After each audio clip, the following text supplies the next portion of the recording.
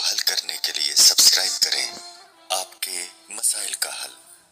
3 بار سورہ اخلاص پڑھنے سے ایک قرآن کا ثواب۔ توصیف شیرانی انڈیا سے پوچھتے ہیں، میں نے سنا ہے کہ سورہ اخلاص کو 9 بار پڑھنے سے 3 قرآن کا ثواب ملتا ہے،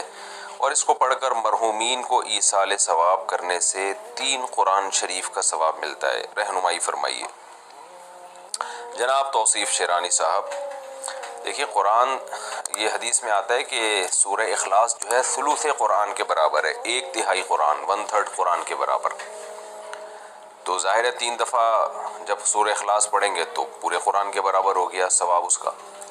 لیکن اس حدیث کا مطلب کیا ہے، اس کو سمجھنا چاہیے۔ اس حدیث کا مفہوم یہ ہے، جو علامہ ابن تیمیہ رحمہ اللہ نے جو اس کا مفہوم بیان کیا، بڑا زبردست مفہوم بیان کیا۔ بہت سارے اس میں اقوال ہیں کہ اس کا مطلب کیا ہے۔ یعنی ایک سوال پیدا ہوتا ہے نا، اس کا مطلب تو یہ ہوا کہ پھر ہم پورا قرآن پڑھنے کی کیا ضرورت ہے، ہم جناب سے سورہ اخلاص کو 3 دفعہ پڑھ لیا کریں۔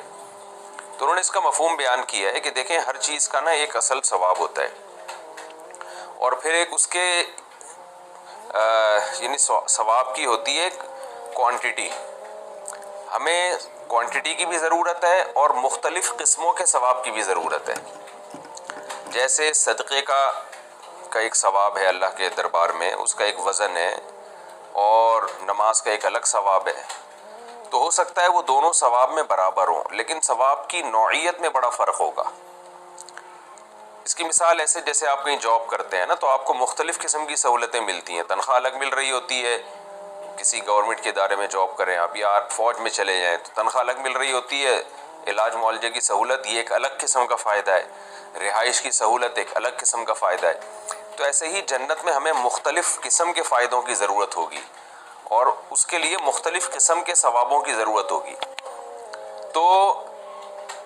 قرآن پڑھنے سے جس نوعیت کا ثواب ملتا ہے وہ نوعیت الگ ہے، اور 3 دفعہ قل ہو اللہ پڑھنے سے قرآن پڑھنے کا تو ثواب ملے گا، مگر نوعیت وہ نہیں ہوگی جو پورا قرآن پڑھنے سے ملتا ہے ثواب،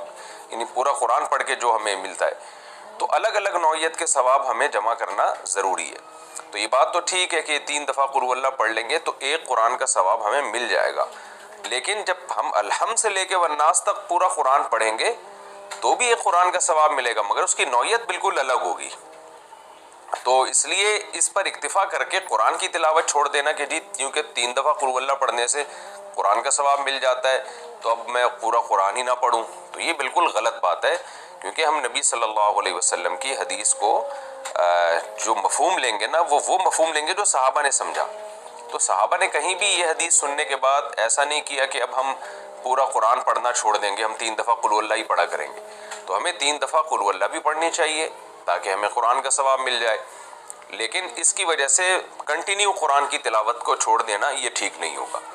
دوسری بات یہ کہ مختلف صورتوں پہ جو مختلف فضیلت ہے، جب آپ قل ہو اللہ 3 دفعہ پڑھتے ہیں تو ایک قرآن کا ثواب ملتا ہے، لیکن جب آپ الحمد سے لے کے والناس تک قرآن پڑھتے ہیں تو بہت ساری بیچ میں صورتیں آتی ہیں جن کی الگ الگ فضیلت ہے پڑھنے کی، وہ فضیلت آپ کو حاصل ہوتی ہے جو صرف قل ہو اللہ پڑھنے سے نہیں ہوتی۔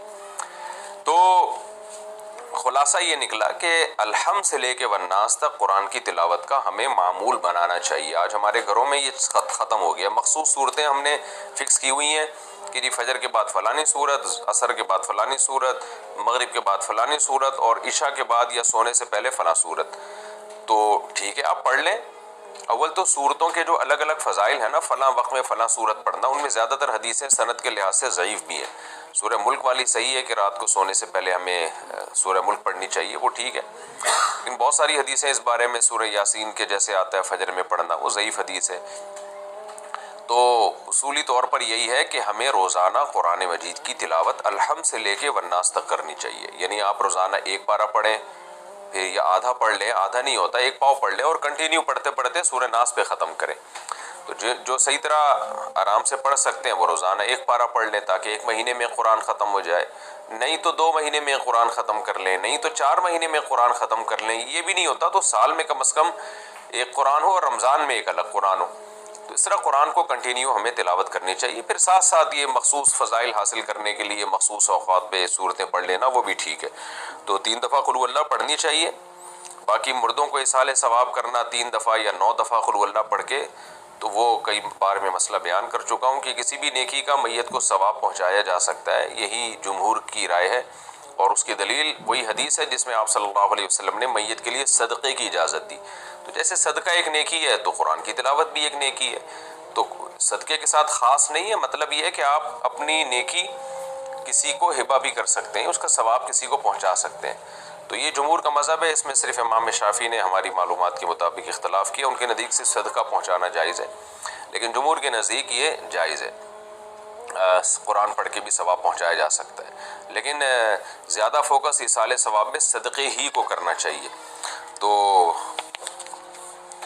اب 3 دفعہ ظاہر ہے جب ایک قرآن کا ثواب ہے تو 9 دفعہ پڑھنے سے اللہ سے امید ہے کہ 3 قرآن کا ثواب ملے گا۔